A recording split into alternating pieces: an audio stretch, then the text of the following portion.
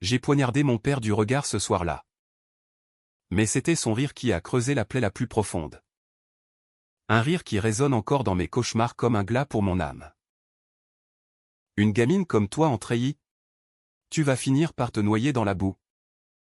Ou pire, par épouser un sergent mal dégrossi. A-t-il lancé. Et la tablée a explosé en éclats de verre brisés. Ma mère seule muette. Les yeux baissés sur son assiette de foie gras figé. Mais le vrai scandale, c'est que j'ai ri avec eux un rire forcé. Acide. Qui masquait le serment que je venais de prêter en silence, un jour? Ce même homme qui me rabaissait me verrait ramper. Non pas dans la fange des champs de bataille, mais à mes pieds. Implorant une clémence que je n'accorderai pas. Paris. Été 2005. L'air était lourd d'odeur de jasmin fané et de bitume chauffé à blanc. Ce genre d'été qui colle à la peau comme une promesse non tenue. Notre appartement du 7e arrondissement. Avec ses moulures haussmanniennes impeccables et ses tapis persans étouffant les pas. Était le théâtre parfait pour les dîners familiaux où les ambitions se mesuraient à la cuillère. Mon père. Henri Dupont. Cadre supérieur chez Aérotech Industrie, un géant de l'armement français qui fournissait les légions en drones et en munitions high-tech. Trônait en bout de table. Son verre de Bordeaux à la main. Les yeux pétillants de cette arrogance bien française. Celle des hommes qui ont gravi les échelons sans jamais se salir les mains. J'avais 22 ans. Fraîchement diplômé de Sciences Po en relations internationales. Avec un stage minable à l'ONU qui m'avait appris une chose, le monde est un échiquier où les pions comme moi finissent broyés sous les bottes des rois. Mes frères, aînés et cadets, suivaient déjà la voie tracée, l'un en MBA à HEC. L'autre en stage chez un cabinet d'avocats. Moi, j'avais postulé à l'école spéciale militaire de Saint-Cyr. Pas par vocation patriotique. Non, oh Dieu m'en garde. Je n'ai jamais été de ces âmes exaltées qui rêvent de gloire sous le drapeau tricolore. C'était une révolte muette. Un doigt d'honneur à l'héritage paternel qui m'étouffait depuis l'enfance. Claire, ma chérie, avait commencé ma mère ce soir-là. En servant le magret de canard rosé à souhait. Ton père et moi pensions que tu viserais plutôt l'ENA. Ou au moins un poste à Bruxelles. Avec tes langues. L'armée? C'est rustique? Non. Sa voix était douce. Comme toujours. Un murmure de soie qui masquait les fissures de notre famille. Elle? Élise. Ancienne prof de littérature. Avait sacrifié ses rêves pour polir l'image d'Henri. Cet homme qui collectionnait les montres Patek Philippe comme d'autres les conquêtes éphémères. Henri avait ricané dans sa barbe poivre et sel. Ajustant ses lunettes à monture d'acier. Rustique? C'est un euphémisme. Élise. Imagine notre petite Claire en camouflage. À crapahuter dans la boue de Guyane ou à parader dans des casernes glaciales. Elle qui déteste la sueur. Les rires ont fusé. Mon frère aîné. Marc. Tapant du poing sur la table en chêne massif, t'imagines. Papa? Elle va commander une section de bidas et leur apprendre à nouer une cravate. Mon cadet. Louis. Plus discret. A gloussé dans son verre. Les joues rougissantes. J'ai serré les dents. Sentant la chaleur monter à mes joues comme une fièvre. L'uniforme que j'avais essayé en secret chez un tailleur militaire kaki impeccable. Épaulettes raides. Le béret bleu marine incliné juste comme il faut gisait maintenant dans mon armoire comme un secret honteux. J'avais cru qu'il me donnerait une armure. Une identité volée aux hommes qui régnaient sur notre table. Mais sous leur regard. Il n'était qu'un déguisement ridicule. Un carnaval pour une fille qui n'avait jamais su se battre. C'est sérieux. Papa. Ai-je murmuré. La voix tremblante mais ferme. Comme un fil tendu à rompre. J'ai été accepté. Je pars en septembre. Silence. Puis. L'explosion, Henri a éclaté de rire. Un vrai braiement. Le genre qui secoue les épaules et fait teinter les verres. Accepté? Chez les Boy Scouts de la République? Claire? Réveille-toi. Tu n'es pas faite pour ça. Regarde-toi, des ongles manucurés. Des escarpins loup-boutin. L'armée? C'est pour les prolos qui n'ont rien d'autre à offrir que leur tripes. Toi. Tu as un nom. Un réseau. Aérotech a besoin de gens comme toi à la com. Pas à tirer au bazooka. Les mots m'ont giflé. Plus dur que n'importe quel coup de poing. Prolo. Réseau. Comme si ma valeur se mesurait à son empire de béton et d'acier. À ces usines de banlieue où des ouvriers anonymes assemblaient la mort sur commande. Ma mère a posé une main sur mon bras. Ses yeux implorants, Henri. Voyons. Mais il a balayé l'air d'un geste. Son rire contaminant la pièce comme un gaz toxique. Allez. À vous. C'est une blague pour nous faire marcher. Demain. Tu rappelles et tu postules chez L'Oréal. Ou mieux. Chez moi. J'ai une ouverture pour une assistante chic. J'ai quitté la table sans un mot. Le goût du canard amer dans la gorge. Dans ma chambre. Face au miroir ancien qui reflétait une femme aux cheveux châtains en cascade et aux yeux verts hérités d'Élise. J'ai enfilé l'uniforme. Il me serrait aux épaules. Mais pour la première fois.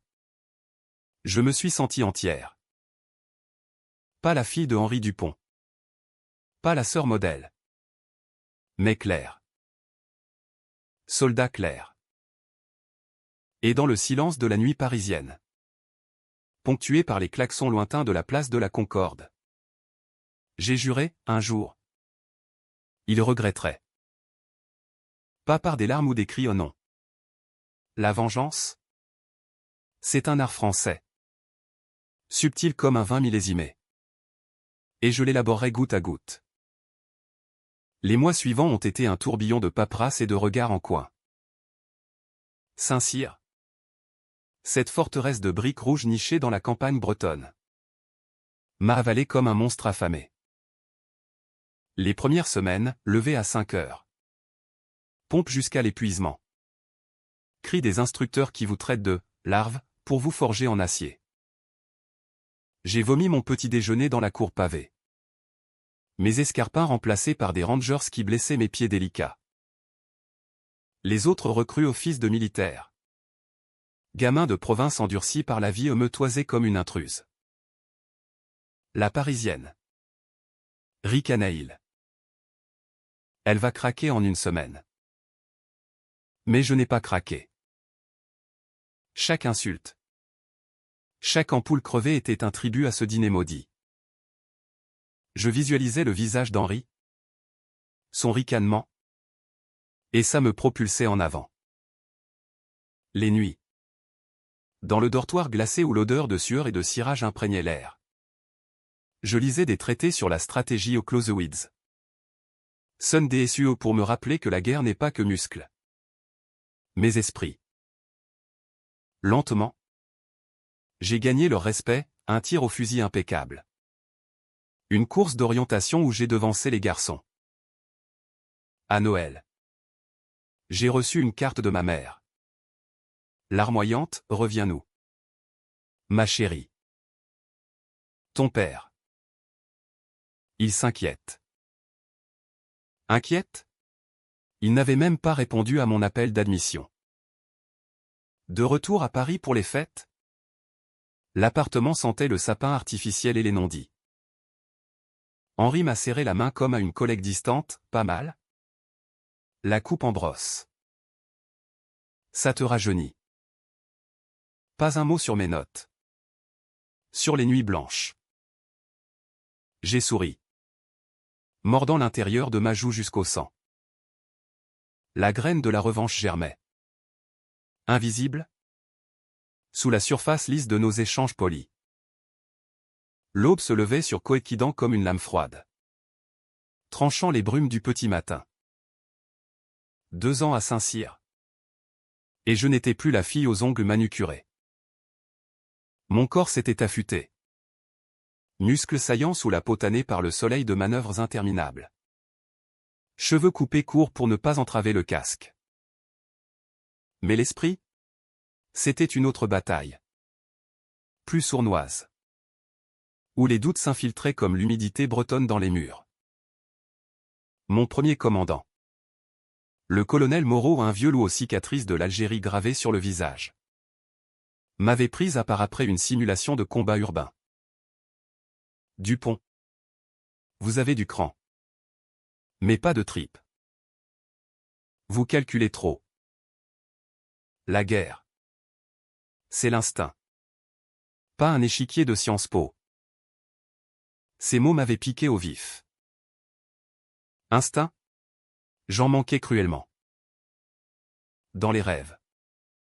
Je revivais ce dîner, le rire d'Henri comme un écho moqueur, me rappelant que j'étais une imposture. Une bourgeoise jouant à la soldate. Les nuits. Je me réveillais en sueur. Le cœur battant. Imaginant son mépris si je rentrais bredouille. Pour noyer ça, je m'entraînais plus dur. Cible aux 300 mètres. Corps à accent grave, corps où je faisais plier des gaillards 2 fois ma taille. Une recrue. Un gamin de Marseille nommé Karim m'avait un soir glissé une bière tiède après l'appel. T'es pas comme les autres. Toi. T'as l'air d'une qui fuit quelque chose. J'avais haussé les épaules. Mais il avait vu juste. Je fuyais l'ombre de mon père. Cette tour d'ivoire qu'il avait bâtie sur des contrats juteux avec le ministère de la Défense. Aérotech, drone de surveillance pour les OPS en Afrique. Munitions intelligentes pour les hélicos de l'Ala. Il en parlait avec fierté. Comme si forger la mort était un artisanat noble. La rupture est venue lors d'un exercice en forêt de Brocéliande. Ce labyrinthe de chênes centenaires où les légendes celtes se mêlent à l'odeur de poudre. Notre peloton simulait une embuscade, moi en éclaireur. Flanqué de 2 sous-offs. Le piège s'est refermé trop vite, une branche piégée. Un tir mortel simulé. J'ai trébuché. Atterri dans la boue. Le souffle coupé. Karim m'a relevé. Son visage noirci de camouflage penché sur moi, bouge. Colonel en herbe. Où tu finis comme chair à canon. Colonel. Le mot m'a frappé comme une décharge. Dans ma tête, ce n'était plus un titre lointain, mais une arme. De retour au baraquement. J'ai écrit à Henri pour la première fois depuis des mois. Pas une lettre larmoyante. Non, un rapport sec. Comme un débriefing. Promotion imminente au grade de lieutenant. Entraînement validé à 100%. Sa réponse. 3 jours plus tard. Était un SMS laconique, bien. Mais ne t'emballe pas. L'armée? C'est temporaire. Pense à ton avenir. Temporaire. Le mot a ravivé la braise. J'ai froissé le papier, le jetant dans le poêle qui crépitait dans la salle commune. Karim. Assis en face. A haussé un sourcil, famille. J'ai hoché la tête. Et pour la première fois, j'ai parlé. De Paris. Des dîners guindés. Du rire qui m'avait chassé. Il a écouté. Sans juger. Puis, la revanche. C'est pas en tuant l'ennemi. C'est en devenant ce qu'il craint le plus. Ces mots m'ont hanté lors de ma première affectation, Mali. 2008. Barkhane. Cette opération française en plein Sahel. Où le sable rouge s'infiltait partout. Dans les armes. Les poumons. Les rêves. Lieutenant Claire Dupont. 24 ans. Responsable d'une section de 20 hommes dans un avant-poste poussiéreux près de Gao. Les patrouilles sous un soleil qui vous cuisait vif. Les nuits à guetter les éclats des IED. J'ai perdu mon premier homme là-bas, un jeune caporal. Fauché par une mine artisanale. Son cri, un gargouillis humide, m'a réveillé chaque nuit pendant des mois. Pas de larmes. Pas de faiblesse, j'ai rédigé le rapport. Enterré le deuil sous des ordres secs. Mais le doute rongeait. Étais-je faite pour ça? Ou étais-je juste une vengeresse en herbe? Courant après un fantôme paternel? Une lettre d'Élise est arrivée par convoi, ton père est fier. À sa façon. Il a accroché ta photo en uniforme dans son bureau. Fier? J'ai ri. Un rire amer qui a fait se retourner les sentinelles. Accroché comme un trophée. Ou comme une curiosité? J'ai répondu brièvement, dis-lui que je survis. Pour l'instant. C'est au Mali que j'ai rencontré le capitaine Lefebvre. Un tacticien pur jus. Visage buriné par 10 ans d'Afghanistan. Il m'a pris sous son aile lors d'une briefing sur les drones aérotech, ironie du sort. Les mêmes que mon père vendait. Vos oisillons volent bien. Lieutenant. Avait-il dit, pointant l'écran où un UAV survolait le désert. Mais c'est l'humain qui fait la différence. Vous avez ça en vous? J'ai soutenu son regard, plus que vous ne l'imaginez. Mon capitaine. Les mois ont passé en un blur de sueur et de stratégie. Promotion à capitaine en 2010. Après une opé réussie contre un convoi djihadiste. J'ai sauvé la peau de Lefebvre ce jour-là. Un tir précis qui a désactivé un RPG à 200 mètres. Sa poignée de main. Ferme et calleuse. Valait toutes les médailles. De retour en métropole. J'ai croisé Henri à une réception du ministère. Il était là. En smoking. Médaille de la Légion sur la poitrine. Vantant ses contrats. Claire, a-t-il lancé. Mi-surpris, mi-gêné. Tu as. Bonne mine. J'ai incliné la tête. L'uniforme amidonné frottant contre ma peau. Merci. Papa. Et toi? Toujours à vendre des jouets aux soldats? Son sourire a tiqué. Pour la première fois. J'ai vu l'hésitation dans ses yeux. La revanche n'était pas encore servie. Mais le plat mijotait. Et l'arôme acre commençait à embaumer l'air. Les lumières de la tour Eiffel scintillaient comme des éclats de verre pilés sur la Seine. Mais dans les couloirs feutrés du quai d'Orsay, l'ambiance était plus froide. Plus calculée. J'avais été muté à Paris. Au service d'action de la DGSE, les services secrets français. Ce labyrinthe d'ombre où les rumeurs valent plus que les balles. Capitaine Claire Dupont. Désormais experte en cyber-renseignement. Avec un bureau exigu donnant sur les invalides. L'uniforme civilisé, tailleur pantalon gris. Badge discret. Mais sous la surface. La même rage contenue. Lefebvre m'avait pistonné pour ce poste. Après notre exfiltration musclée au Mali. T'as l'œil pour les connexions invisibles? Claire. Laisse pas ça pourrir dans le désert. Il avait raison. À la DGSE. J'apprenais que la guerre moderne se gagnait sur des serveurs. Pas sur des champs de mines. Et c'est là que le passé m'a rattrapé. Sous la forme d'un dossier classifié, Opération Phénix. Un audit interne sur les fournisseurs de l'armée. Aérotech en tête de liste. Mon père. J'ai ouvert le fichier un mardi matin pluvieux. Le café fumant à la main. Pages et pages de contrats, drones défectueux livrés en urgence pour Barkhane. Munitions avec un taux de fiabilité de 87% inacceptable pour des vies humaines. Des notes marginales, soupçons de corruption. Lien avec élus. Fournisseur prioritaire malgré anomalie. Mon cœur a cogné. Un tambour de guerre intérieure. Henri impliqué? Pas directement. Bien sûr, il était le stratège. Pas l'exécutant. Mais son nom revenait. En bas de chaîne. Approbation signée de sa main élégante. J'ai refermé le dossier. Le souffle court.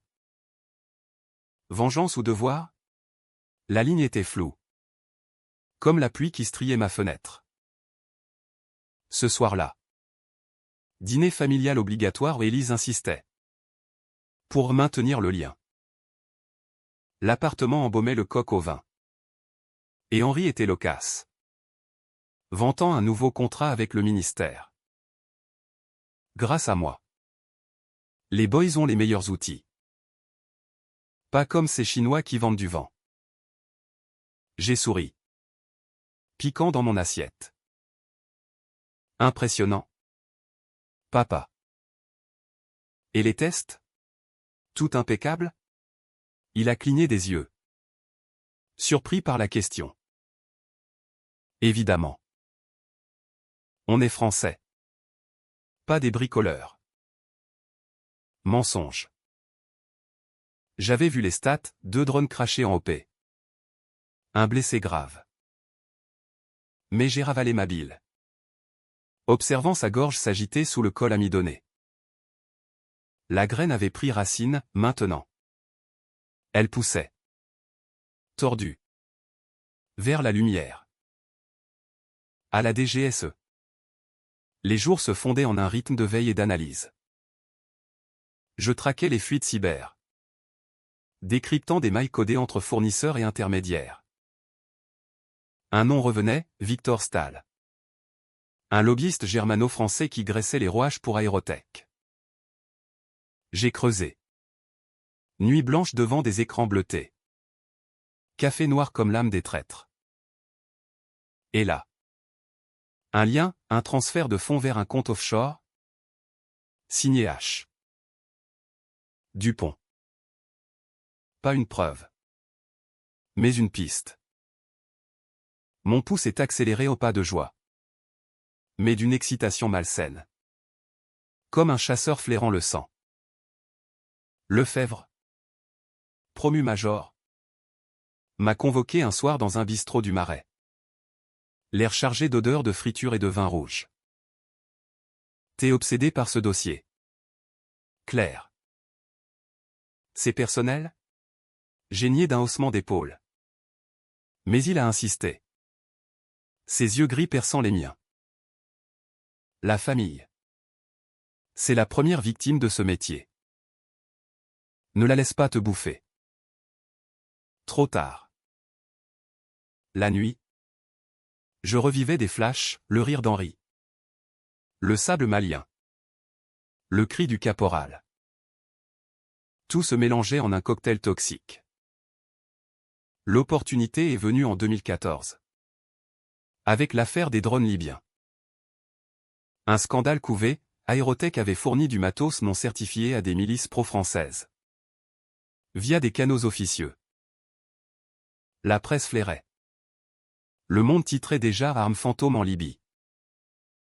Mon unité a été briefée, infiltration discrète. Récupération de preuves. J'ai volinté. Le cœur serré comme un étau. Première mission solo, Tripoli. Sous couverture d'ONG humanitaire. Hôtel miteux. Nuit à écouter les bombes au loin. Contact avec un informateur local qui puait la trahison. J'ai récupéré un disque dur, mais... Contrat. Signature. Dont une, Henri. Validant une livraison au sensible. De retour à Paris. J'ai déposé le dossier sur le bureau de mon supérieur. Les mains tremblantes. C'est du lourd. Capitaine. Mais. Familial. Il a hoché la tête. Sans un mot. La machine s'est enclenchée, perquisition. Audition. Henri convoqué. J'ai appris la nouvelle par Élise. En larmes au téléphone, il nie tout. Claire. C'est un malentendu. J'ai raccroché. Fixant le plafond craquelé de mon studio du 15e. Malentendu? Non. C'était le début. Mais la culpabilité m'a rongé. Une acide qui dissolvait ma résolution. Étais-je une soldate? Ou une fille assoiffée de sang? Lefebvre m'a trouvé effondré dans un café. Un verre de calva devant moi. Vengeance? C'est un poison lent. Si tu le verses. Bois aussi. J'ai levé les yeux. Voix rauque, et si c'est la seule façon de guérir? Il n'a pas répondu. Mais le lendemain. Promotion, commandante Dupont. Un pas de plus vers le sommet. Et vers lui. Hiver 2016. La neige fondait en flaques sales sur les boulevards parisiens. Et l'air sentait le charbon et les regrets. J'avais 33 ans. Commandante à la tête d'une unité de renseignement tactique. Des bureaux anonymes près de la Défense où les écrans clignotaient comme des yeux fiévreux. L'affaire Aérotech couvait toujours, enquête gelée par des pressions hautes. On parlait de l'Élysée. De contrats vitaux pour l'export. Henri avait été blanchi. Erreur administrative. Mais les journaux avaient titré « Le scandale qui n'éclate pas ». Il avait perdu un bonus. Rien de plus. Moi, j'avais gagné une médaille. Et une cicatrice invisible, le doute. Le dîner de Noël. Inévitable. C'est tenu dans un restaurant étoilé du premier. Pour fêter la famille. Élise avait choisi l'endroit, nappe blanche. Lustre en cristal. Menu dégustation à 300 €. Henri. Vieilli. Cheveux grisonnants. S'est assis en face de moi. Son sourire forcé comme un masque. Commandante Dupont. Ça sonne bien. Tu as fait du chemin. Fiston. Fiston. Le mot m'a tordu les tripes. Mes frères? Mariés maintenant. Avec des gosses qui bavent sur des iPads. Ont hoché la tête en mâchant leur foie gras. T'es une star. Claire. A lancé Marc. Ignorant le poids de mes épaulettes invisibles. J'ai souri. Sirotant mon champagne. Sous la table. Mes ongles courts. Non manucurés au s'enfonçaient dans ma paume. Merci. Et toi? Papa? Aérotech tient le choc? Il a toussé. Évitant mon regard. On navigue. Les politiques? Tu sais. Je savais. J'avais vu les mémos, nouveau contrat. Malgré les ombres. La conversation a dérivé aux politiques. Élection. Le Front National qui montait. Mais intérieurement, je bouillonnais. Pourquoi n'avait-il pas payé? Pourquoi cette impunité qui puait le copinage français? La nuit. Seul dans mon lit froid. Les images affluaient, le caporal malien. Son visage figé dans la poussière, les drones d'Aérotech. Bourdonnant comme des vautours au-dessus de villages rasés. Étais-je complice? En protégeant l'enquête pour ne pas détruire ma mère. J'avais laissé filer le renard. Le lendemain. Lefebvre colonel maintenant. Avec une femme et un gosse, m'a appelé dans son bureau. T'es pâle? Claire. L'affaire te hante encore? J'ai avoué. Voix brisée, j'aurais dû pousser plus fort. Pour les morts. Il a secoué la tête, et pour toi?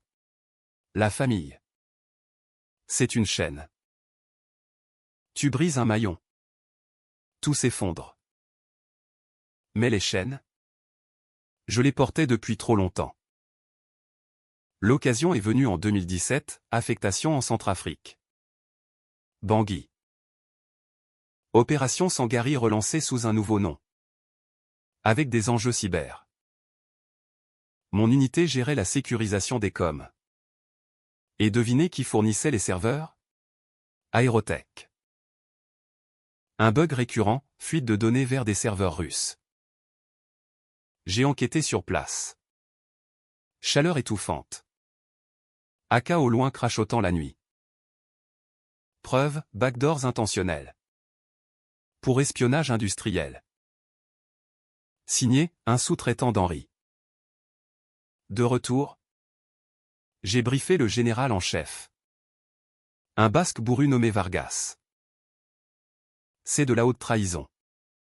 Commandante. Mais politique. Politique. Toujours ce mot. Bouclier des lâches. J'ai claqué la porte. Le sang à la tête. Ce soir-là. Confrontation, j'ai débarqué chez mes parents. Uniforme froissé par le voyage. Élise a ouvert. Yeux rougis, Claire. Henri dans le salon. Journal à la main. Qu'est-ce que? Les backdoors? Papa. En Centrafrique. Tes jouets vendent nos secrets. Il a blêmi. Se levant d'un bond. Absurde. C'est un complot. J'ai jeté le rapport sur la table basse. Page volant comme des accusations. Lis. Ou fait semblant. Comme toujours. Il a feuilleté. Main tremblante. Puis. Le regard dur, et alors? Tu vas me dénoncer. Ta soldate? Détruire ta famille pour un badge? La pièce a tourné. Famille. Ce mot? Arme empoisonnée. J'ai reculé. Murmurant, peut-être que c'est déjà détruit. Depuis ce dîner. J'ai claqué la porte. Courant sous la pluie vers le métro. Dans le wagon brinque-ballant. J'ai pleuré au pas pour lui. Pour la petite fille qui riait à ses blagues. Mais les larmes ont séché vite. La guerre était déclarée. Intérieur et extérieur. Été 2020. La pandémie avait transformé Paris en fantôme masqué. Les rues désertes hurlant le silence des ambitions brisées. J'avais 42 ans. Colonel maintenant en promotion méritée après une OP en Sahel où j'avais démantelé un réseau terroriste financé par des proxys russes. Les mêmes qui profitaient des fuites Aérotech. Mon bureau à l'état-major, vu sur les Invalides, était un bunker de verre et d'acier, où je coordonnais les liaisons avec l'industrie de défense. Ironie, Henri présidait le comité consultatif. Expert civil. On se croisait au briefing. Regard fuyant comme des duellistes. Il avait maigri. Rides creusées. Mais son ego intact. Colonel Dupont. Saluait-il. Clin d'œil complice. Complice? J'aurais ri. Si la haine n'était pas un nœud gordien dans ma gorge. Élise appelait souvent, réconcilie-toi. Ma chérie. Il est malade. Le cœur. Malade. Le karma. Peut-être. L'opportunité la vraie. Celle qui sent le soufre est arrivée en automne, un appel du PDG d'Aérotech. Monsieur Bertrand Lemoine. Colonel. Un honneur. Votre expertise nous serait précieuse pour un audit interne. Sensible. Sensible. Code pour enterrer-moi ça. J'ai accepté. Masquant mon frisson. Réunion au siège. Tour de verre à la Défense. Où le champagne coulait pour sceller les deals sales. Lemoine. La soixantaine bedonnante. Costume sur mesure. M'a serré la main dans son bureau panoramique, colonel Dupont. Votre père parle souvent de vous. Un atout pour la famille. Famille. Encore. J'ai souri. Glacial, appelez-moi Claire. Et Henri? Il est en forme?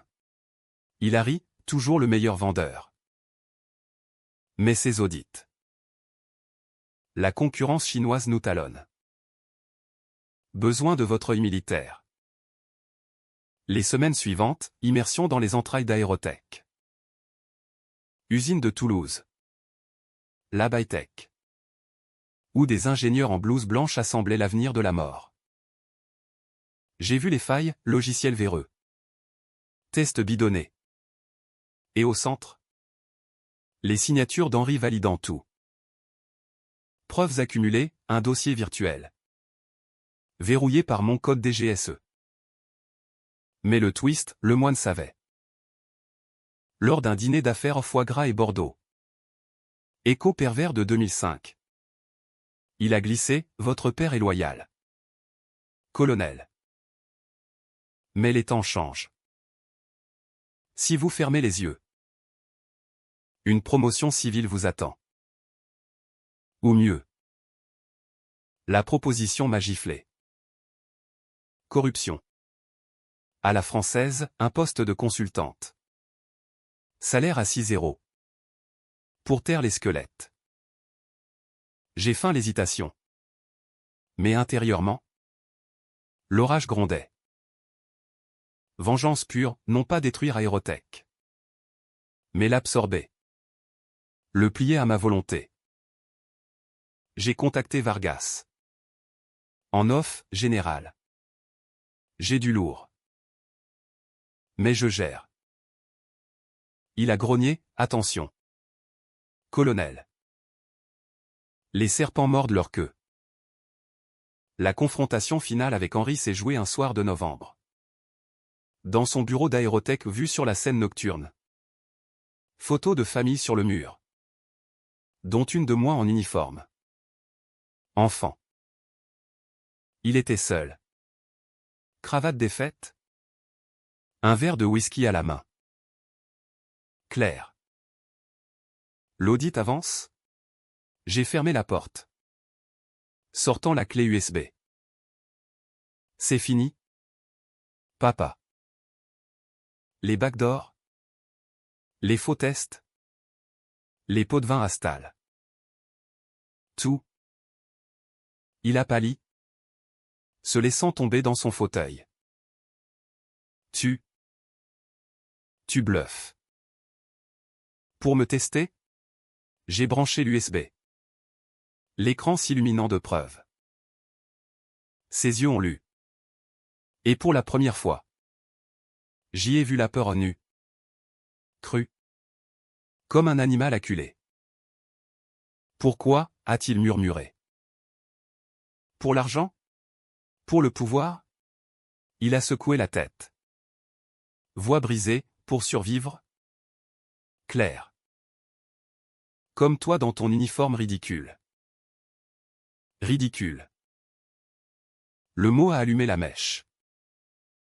J'ai hurlé. Pour la première fois, ridicule? Tu m'as brisé ce soir-là. Ton rire. Tes moqueries, j'ai tout sacrifié pour te prouver que j'étais plus. Les mots ont jailli. Torrent, les nuits maliennes. Les doutes. Les morts sur la conscience. Il a écouté. Tête basse. Puis, Je suis désolé. J'avais peur pour toi. Peur que tu tombes. Désolé. Trop tard. J'ai éteint l'écran. Demain. Le moine saura. Et le ministère. Tu tombes. Papa. Pas moi. Décembre 2025. Le froid mordait Paris comme un reproche hivernal. Flocons d'encens sur les lumières de Noël factices. J'avais 44 ans. Colonel plénipotentiaire. Avec un bureau au ministère et un titre ronflant, conseillère spéciale pour la cybersécurité de la défense. L'affaire Aérotech avait éclaté comme un feu d'artifice perquisition. Arrestation. Titre en une, le scandale qui ébranle l'armement français. Le moine en tôle provisoire. Victor Stahl extradé. Et Henri Dupont. Cité à comparaître pour complicité. Le jour du verdict. Cour de justice de Paris.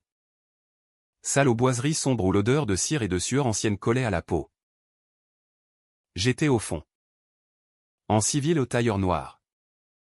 Cheveux relevés. Masque de neutralité.